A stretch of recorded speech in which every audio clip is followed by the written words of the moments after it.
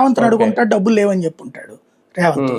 సంక్షేమ పథకాలకి డబ్బులు ఇవ్వలేకపోతున్నాం. సో మన ఇక్కడంటే సూపర్ 6, అక్కడ 6 గ్యారెంటీలు అని 6 గ్యారెంటీలకి డబ్బులు లేక ఇబ్బంది పడుతున్నాము, ఇరిగేషన్ ప్రాజెక్టులు పెద్ద చేయలేము, చంద్రబాబు గారిని అడిగని చెప్పుంటారు. అందుకని బాబు గారిని ఆయన తెలివితేటలు చూడండి. ఆయకట్టు ఆంధ్రాకి కూడా వస్తుంది కాబట్టి, ఆ వాగు నీళ్లు ఇటు వస్తున్నాయి కాబట్టి దాని రిపేర్ల ఖర్చు మనం పెట్టుకోవాలట. సగం అనే పేరుతో మన చేతనే పెట్టిద్దామని చూస్తున్నారు. బానే ఉంది ఆ లెక్కనైతే గనక.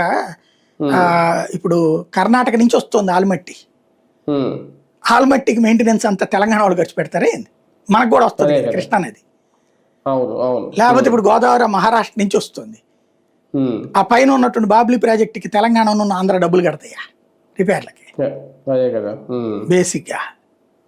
ఇప్పుడు కొన్ని ఏంటంటే జాయింట్ ప్రాజెక్టులు ఉంటాయి. లైక్ ఇప్పుడు మొన్న ఏది కర్ణాటకలో ఒక గేట్లు పాడైనప్పుడు మనం కూడా కొంత కంట్రిబ్యూట్ చేయాల్సి వచ్చింది కదా.